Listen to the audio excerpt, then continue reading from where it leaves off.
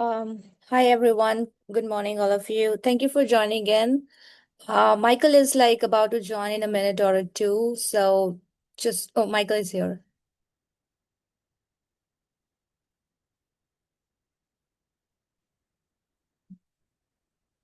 Hey, Michael. Hi, Swati. Sorry, I was on the Google Meet link that automatically gets created. I had to scroll to the bottom to notes to see that it was a Zoom, so I apologize for that. No problem at all. No problem at all. Okay, so let's start. As we all know today's topic, we are taking a step further today, and to understand, I am, and Michael is also aware that many of you are pursuing O and EB visas. The two biggest questions are always how long will it take, and what are my actual chances? To help us navigate the latest data and trends, we have attorney Michael Hendrick. Michael brings a wealth of experience and a deep understanding of the current legal landscape. And today we are going to dive into the most up to date processing timelines and perhaps most importantly, the percentage of approval we are seeing in 2026. So before we start, feel free to drop your questions in the chat. We will try to cover as many as possible. Thank you so much for being here today with us. Michael, the floor is yours. Awesome. Thank you. I'm also joining from my computer, so you can let me in. I have a presentation to do, but while you're doing that, perfect. Thank you. I just want to be clear, the data that I'm giving you guys, it does come from a third-party source, a very credible source, it's very helpful in providing. Do you mind giving me screen share opportunity there, Swati? It's a group called Lawfully. Importantly enough, the immigration services don't distribute data like a lot of places do, but Lawfully has created an algorithm. Basically, they have it to where they can track people's cases after they're submitted. And when they first started, I was very skeptical because I was like, you're just kind of making stuff up whole cloth. But now they've been doing it for years. They've gotten more refined algorithms that have allowed them to, based on their user data, determine rates of approval. They don't have rates of RFE yet because that's not something that they can track just yet, but they have rates of approval. And so that's the data we're going to be using. We're going to deep dive into that and then talk about how that affects you depending on what you're doing, whether you're about to apply, you're thinking about applying, you're preparing for applying, or you've already applied, right? And the timelines that we're talking about for you to be able to know approximately what it's going to look like. Hold on one second while I pull this up. Here we go. All right, so let's put this down. All right. Can you guys all see my screen? Yes.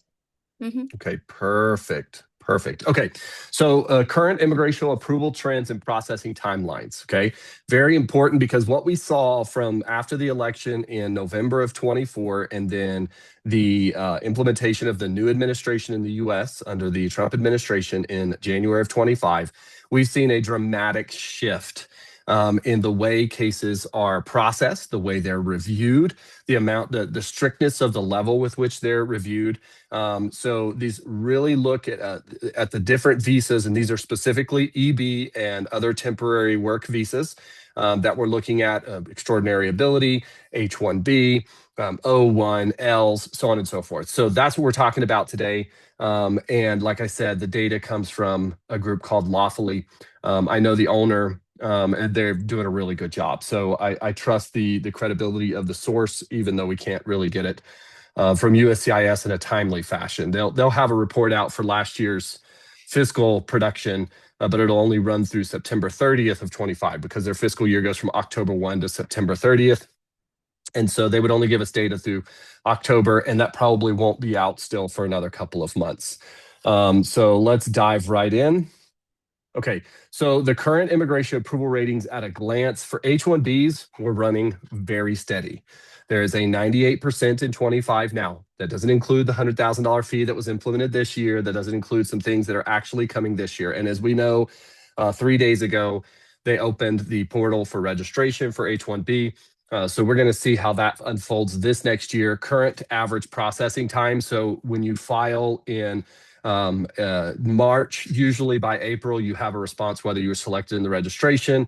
Then you have to submit the rest of the application in a timely manner, usually before July. You want to do it actually much earlier than July, as close to in April as possible, because it is taking about 6 months for those approvals for you to be able to start working October 1. Once again, coming back to the fiscal year for the amount of H-1Bs. L1s, we've seen a very small deviation, and I have an anecdote about that, but I'll wait until we get to the L1 screen. But only a 3% reduction.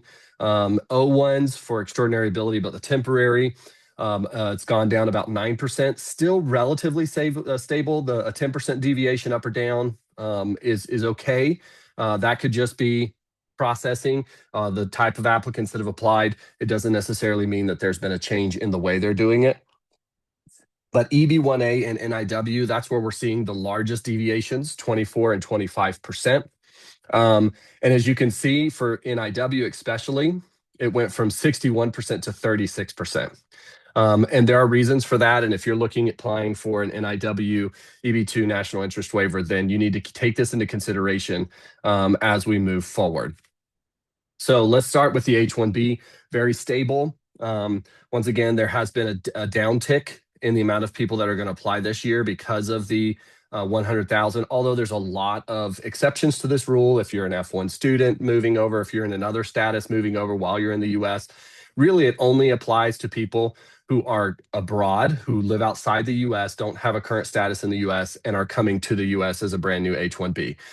So it's still relatively stable, approval rates relatively stable. But as many people know, and I don't know if you guys all know, but the H-1B is a relatively simple visa. Even the labor certification that you have to do with it is not a perm. It's like a 10-day internal posting.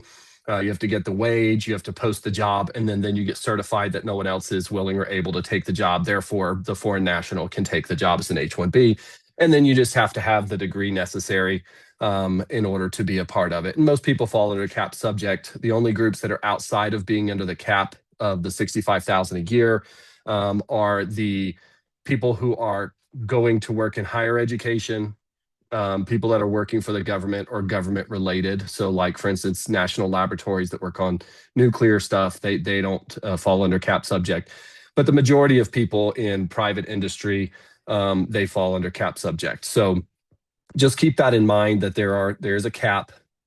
Before this year, what we were seeing was about 600,000, 500,000 people apply every year. They only give out 65,000, and out of that group, 10,000 of that is just for U.S. master's graduates. So it really does reduce the amount of people that are eligible to get it.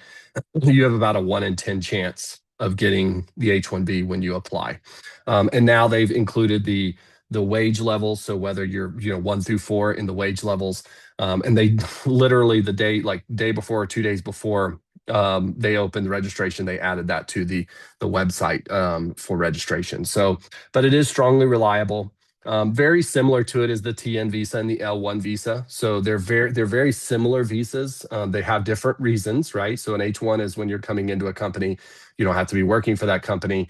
TN also is the same way. So really they're lateral visas, but the difference is the TN only applies to Mexico and Canada. So unless you're a national or citizen of Mexico or citizen of Canada, you can't process a TN visa. But the L1 is open nationwide, nationally. I keep on saying country, nationally, internationally, right? It's open to any country globally. So it still has a really good rating. And I do have an anecdote about this. So there are 3 ways that you can do this. There are 2 ways, L1A and L1B, which is managerial capacity. You have to show that you worked for the company previously for a year in both categories, and that you're coming in an executive or a management capacity, pretty high level management capacity. The other side is specialized knowledge. So that's people who do something, they may not even have a degree, because you don't have to have a degree for an L1B. But you have some type of specialized knowledge. So we've had people do this that are like robotics experts and stuff like that, where they come in. We just had a guy most recently with the franchise. And so he's the guy that sets up new franchises, and they're coming from Canada to the US. So now they're opening franchises in the US, established a US-based corporation. And then he's the one with the specialized knowledge about going out to these franchisees and being able to help them get established and doing the training. So he had very specialized knowledge that no one else in the company could do. So even though he didn't have a degree, he was able to use the specialized knowledge. We actually put him in a managerial capacity, but he could have done either one because he had the specialized knowledge necessary. So just remember that, because he could have been a line worker with specialized knowledge that the company needed here to do training for people and not been in a managerial capacity and still made it. However, you have to remember, so depending on what's going on, so from Canada, because I know a lot of people move to Canada, they get their resident citizenship there, and then they come to the US. He went to a border entry to process through that way. So instead of getting an I-129 approved prior to arriving at the border, he went with his I-129 and his packet, fully set and ready to go. And just know that there are border crossings that have specialized information or requirements that they have that you don't find on CBP, Border Patrol's website, Department of State, or USCIS. For instance, this guy went with a packet and the officer said, you need to have 3 copies. There's nothing in any regulation that says you need 3 copies or anything that's a process oriented thing, right? So just remember that there are times, now this guy got approved the very next day. He just had to have 3 copies, right? But it's just important to remember that frustrations can happen in immigration. Just because you have someone that says you need something additional, like an RFE, because that was akin to an RFE, I need 3 copies, or other things, doesn't mean you're automatically going to get denied. So don't let that wear you down. Don't let that depress you. Just know that you've got to come back at it, look at it with fresh eyes, take the chance to review what you've submitted and see what more could be submitted in order for you to overcome whatever request that is. So just immigration is in flux. There are local rules that aren't published anywhere, because even this Border Patrol officer said there's a checklist. Well, I scoured the internet for a checklist for the port of entry, and there was no checklist, right? So he is just made from whole cloth. And we've had other people with TNs, similar situation to where they'll go and the guy said, an officer at the border will be like, you the same company that owns the Canadian-based company and the US-based company, it's the same company. You need to do an L1 instead of a TN. There's nothing in the regulations that say that. But because the local officers have so much power, including USCIS, sometimes they make off-the-cuff decisions that affect your life. So just keep that in mind. Know that it's sometimes immigration is not a linear process. It has ups and downs and it has flows, and sometimes you've got to change course and try to make it better. So just keep that in mind as you're processing through. And as you get frustrated, because in immigration, we all get frustrated. I'm an immigration attorney, been doing it for years, and I get so frustrated. And when immigration makes changes and they don't tell us about them, like now they're using AI in their system and they haven't told us how they're using AI completely and how that affects. And so then there's been information that's come out, rejections that have come out that are completely not right, right? Like, oh, you didn't submit the right fee. Well, that's it's on a G1450 or G1650. How did I not submit the right fee, right? Or this form is out of date. So just keep that in mind. I do this a lot to kind of prep people, because immigration is not linear, and we just have to remember that it may be a administrative process, but it is not linear. So let's keep moving on. O1s, we have seen a deviation there, but once again, I don't think the deviation, the delta here, is so significant as to warrant anyone being stressed about applying. There's a 9-point drop, so obviously you have to show that you meet certain of the criteria and that the documentation proves it. They are being more strict. That's what the 9% tells us, right? The 9% reduction in approvals year over year tells us that they are being more strict. But there's also been a significant increase in applications. So it's a combination of things where some people are applying when they're not yet qualified, and the government being a little more strict. So making sure that when you apply, you have the best application first. And a lot of people I've heard, we talk about this every time we do the webinars, Swati. I had a one person that was like, another law firm said they were going to hold back documentation to respond to an RFE if it came out. Yeah. And I'm like, that's the dumbest thing I've ever heard. Why would you hold back, information that would help you get approved without an RFE, just so that if an RFE comes out, you have something to respond to? Don't do that. Don't listen to people that tell you to do that. That's a person that says something like that to me is they're presuming failure. Yes. And I don't want to presume failure. I want to presume success. And we do have a high success rate. So haven't had, actually, as of now, I haven't had any that have been returned. We've had a couple of RFEs, respond to them, and processing and approvals, but I haven't had any personally that have just been straight out denied. So let's go to EB1A. Obviously, a much larger change here. The delta here is huge, negative 24%. There is a specific reason. Of course, you have the Kazarian analytic framework, which has become very strict under the new administration. And so they are more aggressively looking at final determinations and to see even if the initial criteria are met. So we've done webinars for this, and I'm sure Swati has recordings of those if you want to hear webinars specifically on EB1As and the reasons that we're seeing a lot more RFEs. Primarily, the reason is because people were applying with a really broad set of data and not a deep set of data. So they were submitting a lot of documentation, but the documentation didn't have a whole lot of depth. And I'll give you an example. I publish a paper, but the paper has never been cited, right? Okay, well, great. You published a paper and you put it into the ether, but no one's ever used it. So how do I know it's a credible source? Anybody can write something on a piece of paper, right? So if it's not being used by other professionals in your industry, then that's not a sustained acclaim, right? You're not being looked at as a leader in your industry. Therefore, that gets discounted almost entirely.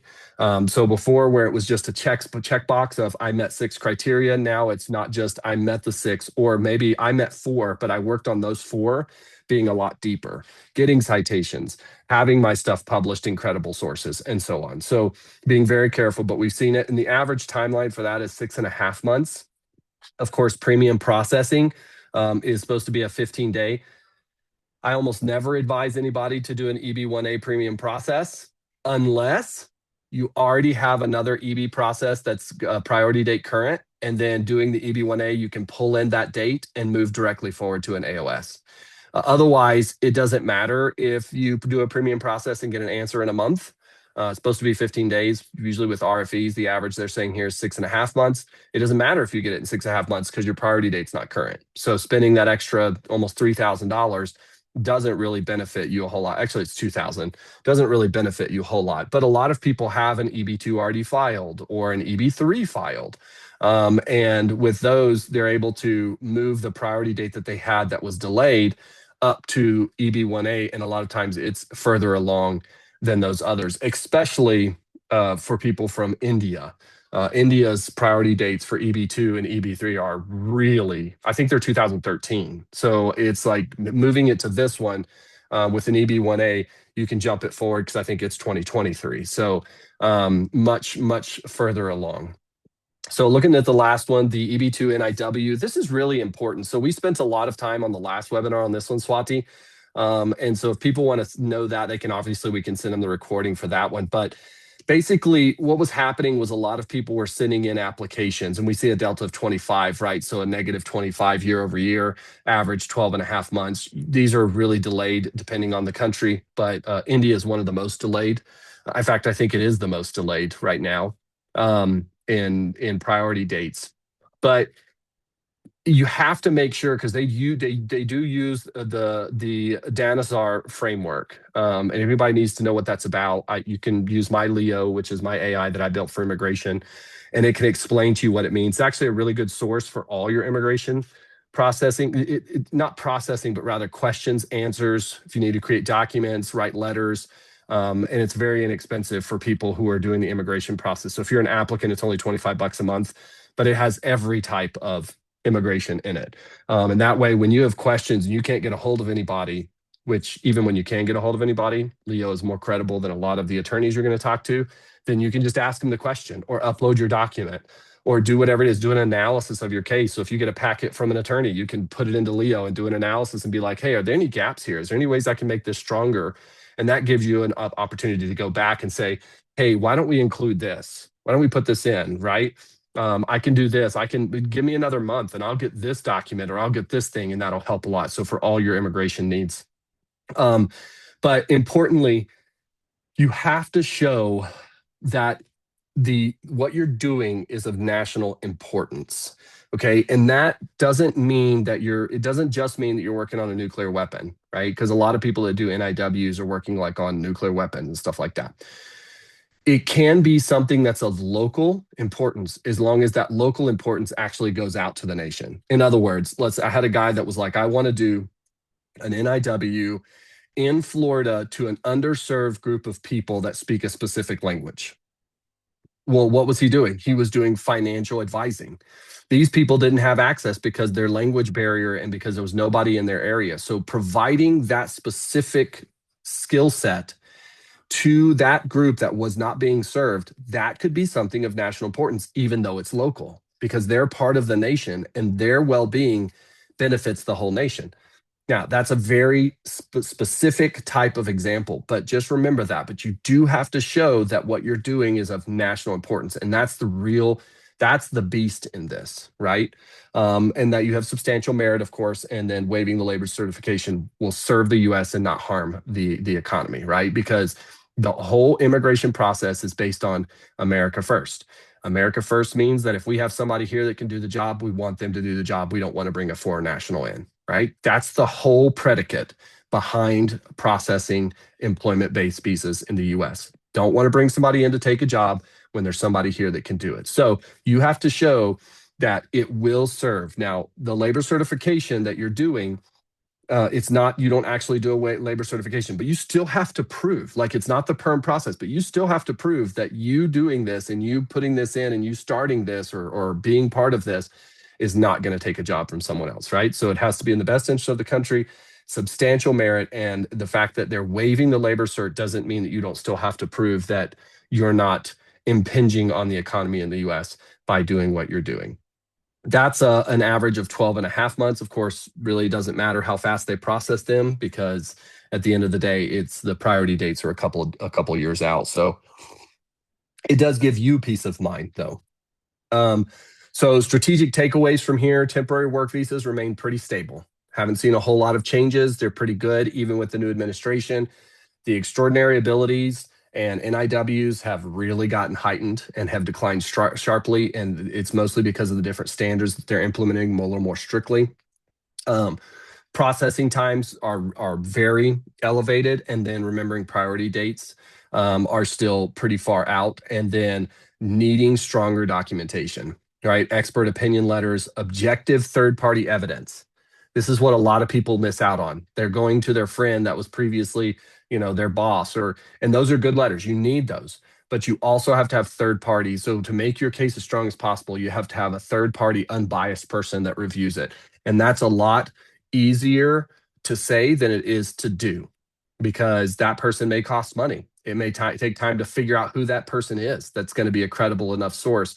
And then having them enough time in their schedule where they're willing to do that, right? So, because anytime you put your name down on something for immigration, you're kind of putting yourself on the hook, right? So immigration could come back and be like, hey, you fabricated or you lied or you exaggerated, right? So you have to be very careful. They have to be very careful what they're writing and for whom. So just remember that. So prepared petitions remain the strongest predictor of success. Obviously, immigration adjudication trends shift over time. This is what we're talking about. They're not always linear, but the fundamentals of winning a petition do not. You need to make sure that you build a strong packet before submitting. Don't hold stuff back, hoping that you'll have something to respond to an RFE. Go with your best packet to begin with. If they ask for more, then at that point you can figure out, okay, how can I supplement this? They give you normally 90 days to respond to an RFE. So 3 months of time almost in order to be able to respond in a way that is meaningful, that is impactful to your case. Use premium processing where available, if it makes sense, right? That's important. And definitely invest in expert letters and monitor trends continuously, which I think a lot of people in this situation, they do that already. So that's what we have for today. I can open it now. And Swati, you can add anything you want to add, and then we'll open it up for questions. No, you covered almost everything, Michael, and it was like literally, we're all seeing the trends going on in approval for EB and O's visas. O's are still very nice, 80 to 90% of approval still we are seeing, but EBs and EB to NIWs are downfall. So if you guys have any questions to ask, please unmute yourself or drop it into the chat. Somebody has asked, Michael, that can you send me the link for Leo too? Oh, yeah. Yeah, I'll send it right now. So I have, let's see, we'll do, actually, I'll send that over to you here in a little bit, Swati. Yes. Um, because we have it right now, we have it primed for law firms. So law firms all over the country are now using it and immigration practitioners. And so I'm just now starting to offer that personal use, Leo. Hmm. So I have to set up the system, but I'll send you the link, and then what'll happen is they'll have to register in Alcanza, and then once registered, I will set them the asset until I have it all automated. Hmm. Okay. All right. And it's also an app, so you can use it on your phone. You can have it put on your computer home screen. And the upload documents, it'll do analysis. It does everything. It has a prompt library, FAQs, everything else. Okay. It's any yes, I think Surbi has something to say. Yes, I have a quick question. Michael, what's the app called? It's actually called Leo, but it's a Leo. PWA and not available in the like app stores because it's a progressive web Got it. app. Okay, makes sense. Thank you. And so Yes, if you ma'am. want to just ask for that access, Swati, would you be sending a link Yeah. as part of like the Luma follow-up? Okay, Yes, yes. I'll send it. awesome. I'll do Thank that. you. Mhm. Of course. Anybody else has any questions? Yes. Um, Hi. So I just want to know, like, what is the minimum requirement for the citation for any journal or something? There's not a minimum, right? It's like if you don't have at least five, obviously more is better, right? But what you're looking at is depth, right? So as you add citations, as you add credible publications, it deepens your criteria, right? So you've met the criteria by having a published work, right? But the problem is that you might have barely met it. And so I tell this to people all the time in family immigration and victim immigration. I'm like, they'll come to me for a U visa. And it's like, okay, tell me what the criminal activity, when they're a victim of a crime, tell me what the criminal activity was that was committed against you. And they're like, oh, so and so slapped me. And I'm like, okay, technically that's an assault or a battery, depending on what state you live in. But a simple slap doesn't cause long term distress, right? So we have to look at technically you met the qualification of having a police report about an assault, a simple slap, right? But it's not really affecting you, right? And I'm not talking about somebody getting beat up. I'm talking about like I can't believe you did that, right? And so it's about the depth. So it's not just about checking the box anymore. It's about deepening it. So if you have 5 citations, 10 citations on 10 papers, well, then all of a sudden you have a much deeper credibility because it's like, okay, this work has been looked at and cited. Now, this is something that other people are using in order to validate their argument, because that's what citations do, right? It's like so and so wrote over here a credible source that what I'm saying, this proves that what I'm saying is true, therefore I can build on it. Generally, that's how citations work. And so we know this is true because of this, and now because this is true, I can say this, right? And so it's not about having 2 or 5 or 10, obviously more is better, but about having other people looking at it. So just remembering that the USCI officer is looking at, is this a credible source? Does this show that this person has shown a claim, right? In a claim, other people are claiming that that person's work has validity. Yeah. So, just want to add early something into it. I do work on RFEs and NOICs, and certainly I'm seeing that uh, citation evidence are getting added in the RFEs. So, how you can showcase it is like this way. So, for example, you have like 10 authorship articles, okay, and two of the authorship articles does contain like almost 10 citations. One has 6 or one has 4 or however it is the ratio counts. What actually they are expecting is whoever has cited your work, that person, why he has cited your work, what work has been cited from your um, article, and how they have used that particular work in their work. That is what is asked by the USCIS. So please make sure when you are like going for a filing, so these 3 contents are there when you are arguing citation as a recognition in your field of expertise. Okay. Well, and adding to that, because a person can cite you and say you're dead wrong, right? That a person could cite your work and go like, this person was completely wrong. Like, I know that people have read this. This is wrong. Here's the right thing. And that's a negative citation, right? That's like a reduction of credibility because now they've not. Now, it doesn't mean that just because they said you're wrong means that you're wrong, right? But as Swati was saying, why did they cite it? What part of that did they cite it? And what were they using it for? To bolster their credibility and bolster their work, or to do something else, right? So that's very important. Okay. Okay. And is there is anything like I should have these many journals, something like that, or any number of journals is good, like 5, 6, 2, 3? Swati, you want to answer that one? Yeah. There is nothing a count of the journals anytime. It's never in the USCIS that in their website or anywhere you will see that they are expecting 6, 8, 10, 12, 21, however it is.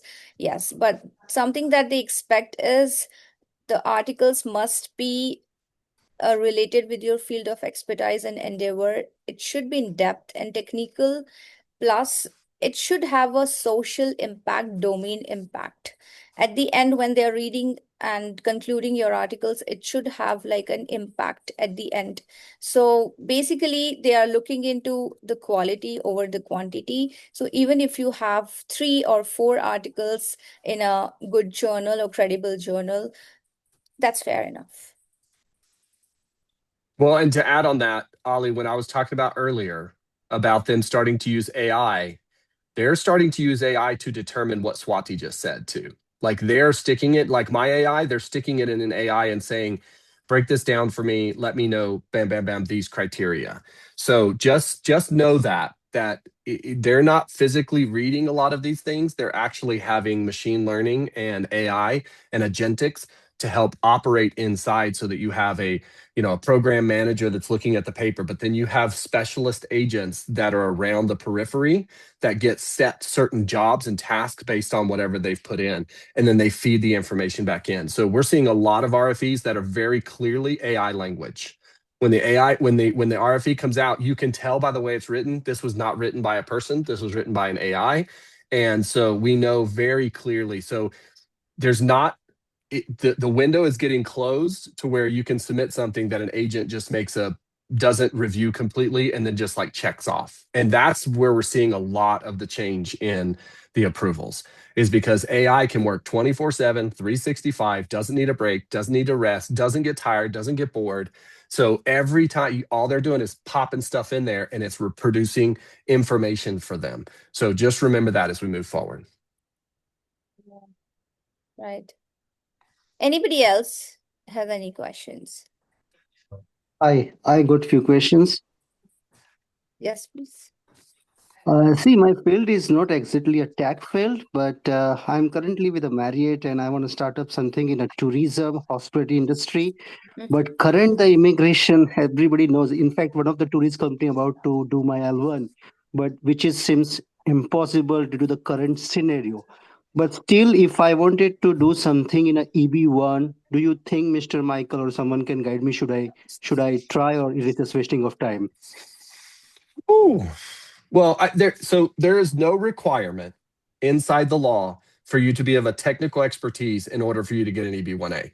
There's not, right? Anyone that shows the certain specific stuff, right, can get it. Now, I will say that there have been people that get EB1As that are models, right? That model isn't coming for a technical thing, but that model, in fact, we're working on one now, bringing her in.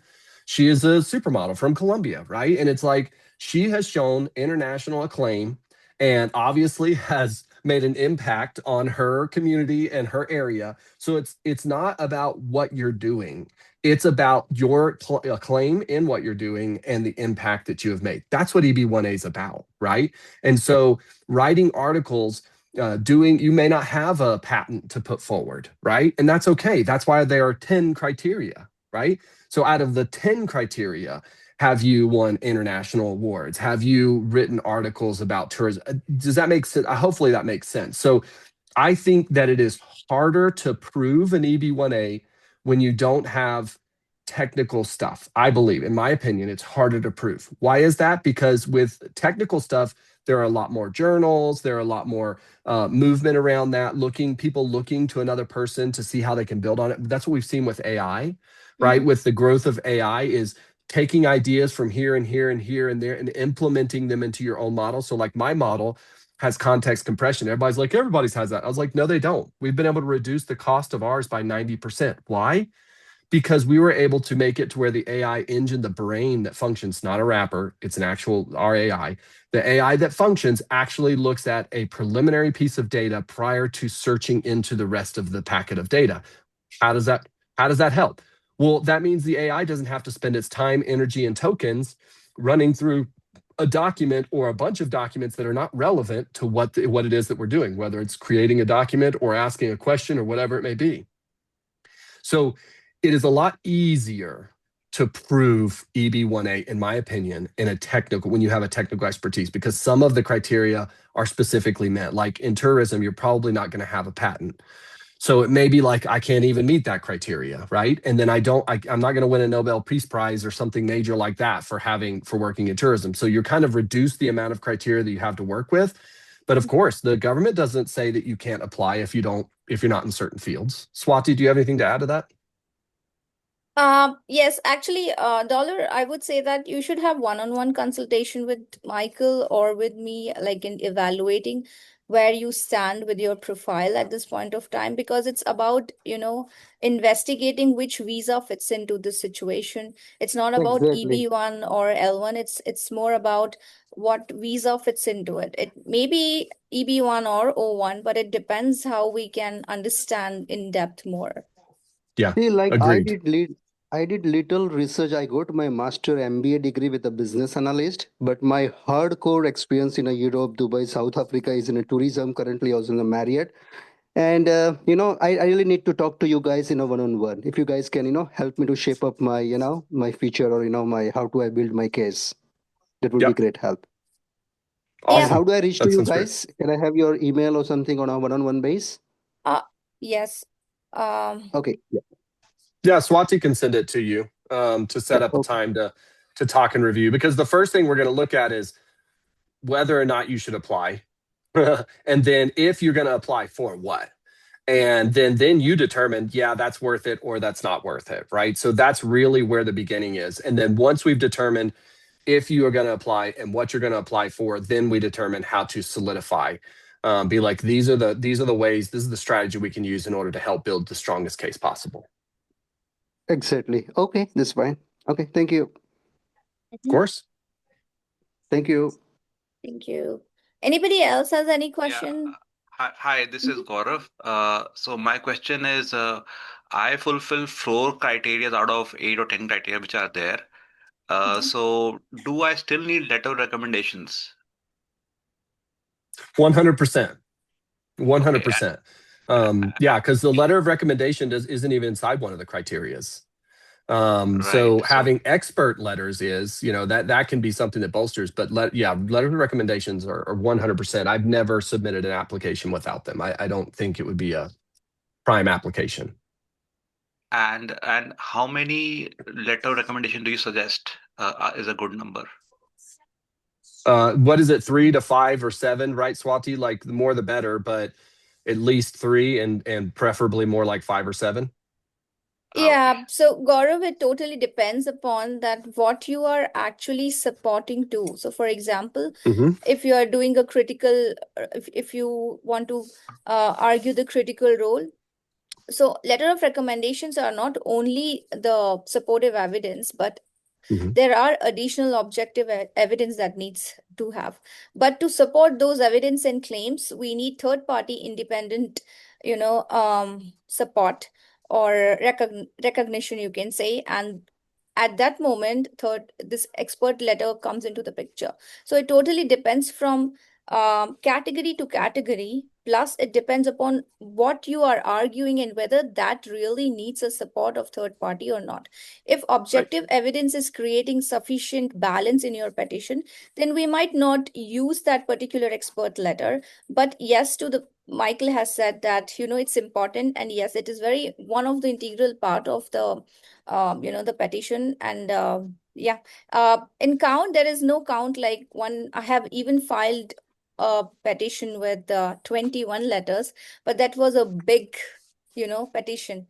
So it totally depends upon what you are arguing, what you are supporting to, and how it has been positioned in your petition. According to it, you get the expert letters. Okay, thank you.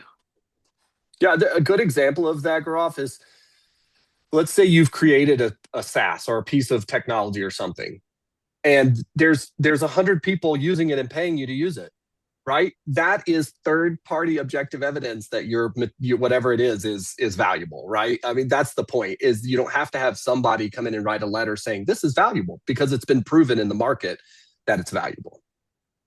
Yes. Cool. Thank you so much. Of course. Anyone else? Looks like we answered all their questions, Swati. Yeah. So, okay. So we wind up. Thank you so much, Michael. It was incredible insight as usual. And having those hard numbers on approval percentage really helps put things into perspective for everyone planning their future. So thank you everybody for all the time and great questions you submitted today. We hope this session has given you a clearer roadmap for your O and EB visas and in your journey.